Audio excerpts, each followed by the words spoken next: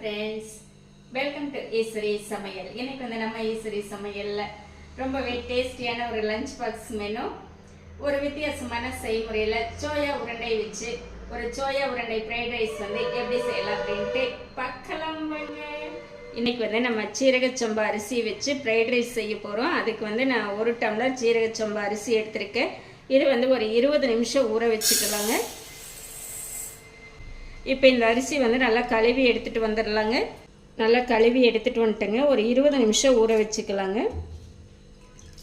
இப்போ நம்ம செய்ய போகிற ஃப்ரைட் ரைஸுக்கு வந்து நான் சோயா உருண்டை வச்சு தான் செய்ய போகிறேங்க. அதுக்கு வந்துட்டு நம்ம தண்ணி நல்லா கொதிச்சிட்ருக்கு. ஒரு 30 சோயா உருண்டை எடுத்திருக்கேன். இது வந்து தண்ணியில் சேர்த்திக்கலாம்.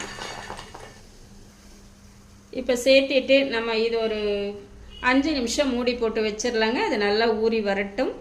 அரிசி வந்து நம்ம வேக வச்சு எடுக்க போகிறோங்க. அதுக்கு வந்து நான் ஒரு பாத்திரத்தில் தண்ணி வச்சுருக்கேன். தண்ணி வந்து நல்லா சூடாயிட்ருக்கு. இதுக்கு வந்து நம்ம மசாலா வகைகள் ஆட் பண்ணிக்கலாங்க. அதாவது பிரிஞ்சி இலை, பட்டை, கற்பாசி, ஏலக்காய், கொஞ்சம் சோம்பு, கொஞ்சம் அன்னாச்சி மொக்கு, ஒரு சின்ன துண்டு மராட்டி மொக்கு, இது எல்லாமே சேர்த்திக்கலாங்க. கூடவே கொஞ்சமாக ரோஜா இதழ்கள் வந்து சேர்த்திக்கலாங்க. 1 ஸ்பூன் ஆயில் சேர்த்திக்கலாம். இப்போ தண்ணி வந்து நல்லா கொதிச்சிடுச்சுங்க. நம்ம அரிசி சேர்த்திக்கலாம். அரிசி வந்து நம்ம ஒரு 20 நிமிஷம் நல்லா ஊற வச்சுட்டோங்க.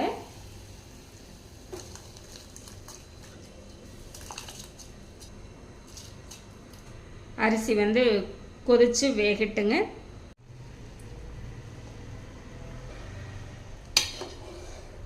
நம்ம சோயா உருண்டைகள் வந்து ஆறுனதுக்கப்புறம் ஒரு 2 டைம் பச்சை தண்ணி விட்டு நல்லா அலசிட்டு புளிஞ்சு எடுத்துட்டோங்க. லாஸ்ட்டாக ஒரு டைம் நல்லா புளிஞ்சிக்கலாங்க.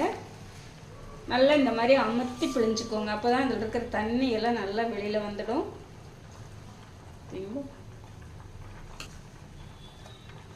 எல்லாமே புளிஞ்சு எடுத்துகிட்டு வந்துட்டோங்க. இருக்கட்டும். இப்போ நம்மளுக்கு சாதம் வந்து நல்லா கில்லு பதத்துக்கு வெந்துடுச்சுங்க. அதாவது 3/4 பாகம் வெந்துடுச்சு. பார்த்தீங்களா? இப்போ இந்த டைமில் நம்ம எடுத்து தண்ணி வடிகட்டி வச்சுக்கலாங்க.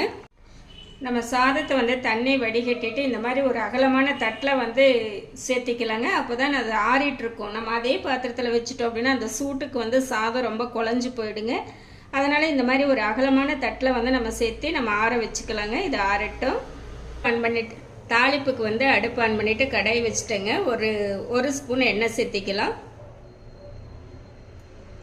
இப்போ நம்மளுக்கு ஆயில் வந்து சூடாயிடுச்சுங்க. இதில் வந்து நம்ம சின்ன துண்டு பட்டை, ஒரு சின்ன இதழ் வந்து அன்னாச்சி மொக்கு, கொஞ்சமாக சோம்பு, ஒரு 10 சோம்பு தான் இருக்குங்க. அந்த அளவுக்கு தான் எடுத்திருக்கேன். ஒரு அரை பிரிஞ்சி இலை வந்து கட் பண்ணி வச்சுருக்கேன். இது மட்டும் சேர்த்திக்கலாம்.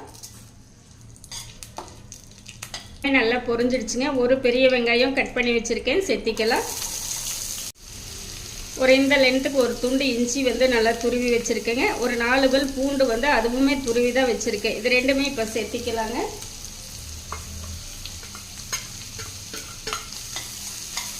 நல்லா கலந்து விட்டுறலாம். ஒரு கொத்து கறிவேப்பிலை சேர்த்திக்கலாம். நம்ம கூடவே ஒரு 4 துண்டு வந்து தேங்காய் எடுத்து இந்த மாதிரி சின்ன சின்ன பீஸாக கட் பண்ணி வச்சுருக்கோங்க. இப்போ இதுவும் சேர்த்திக்கலாம். இந்த எண்ணெயில் வந்து நல்லா வதங்கிக்கும்.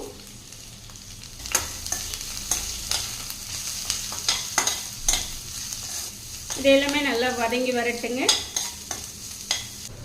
இப்போ நம்மளுக்கு வெங்காயம், தேங்காய் எல்லாமே வதங்கிடுச்சுங்க. அதாவது தேங்காயில் பார்த்திங்க அப்படின்னா லைட்டாக அந்த ஒயிட் கலராக இருக்கணும். ஆனால் அது வந்து கொஞ்சம் வதங்கி இருக்கணும். அப்போ தான் நம்மளுக்கு சாப்பிட்றதுக்கு வந்து நல்லா டேஸ்ட்டாக இருக்கும். இப்போ எல்லாமே நல்லா வதங்கிடுச்சுங்க.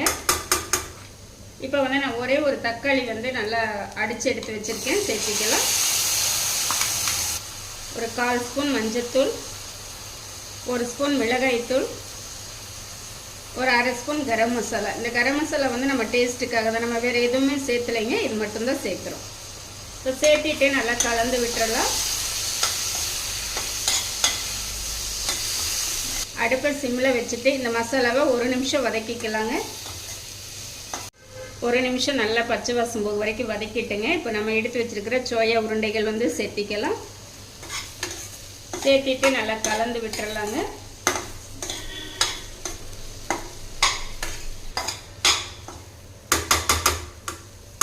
அரை ஸ்பூன் உப்பு சேர்த்திக்கலாங்க. அதாவது நம்ம சாதம், இந்த சோயா உருண்டைகள் எல்லாத்துக்குமே சேர்த்து தான் நம்ம சேர்த்துறோங்க.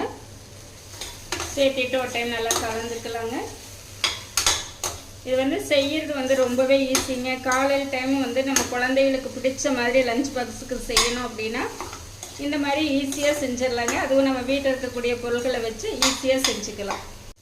நம்ம லைட்டாக 1 ஸ்பூன் அளவு மட்டும் தண்ணி சேர்த்திக்கலாங்க. இந்த சோயா உருண்டையில் வந்து அந்த மசாலாலாம் நல்லா பிடிக்கணும், அதுக்காக 1 ஸ்பூன் சேர்த்திக்கலாம். சேர்த்து கலந்துட்டேங்க. இது ஒரு 2 நிமிஷம் அடுப்பை சிம்மில் வச்சு விட்டுறலாங்க. அந்த மசாலா எல்லாமே சோயா உருண்டையில் நல்லா பிடிச்சி வரட்டும். இப்போ நம்மளுக்கு வந்து நல்லா வதங்கி வந்துருச்சுங்க. அந்த சோயா உருண்டை வந்து நல்லா வதங்கி அந்த மசாலாலாம் பிடிச்சி நல்லா வந்திருக்குங்க.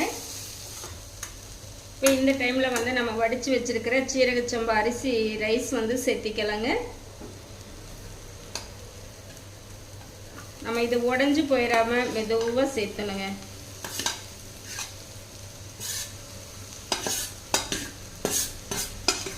சேர்த்திட்டு அடுப்பை வந்து சிம்மில் வச்சுடுங்க.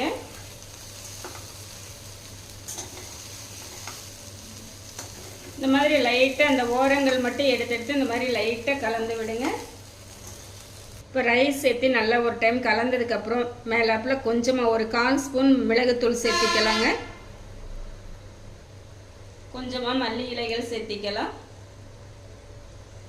சேர்த்திட்டு லைட்டாக அப்படியே எல்லாமே நல்லா கலந்து வர மாதிரி கலந்து விட்டுறலாங்க.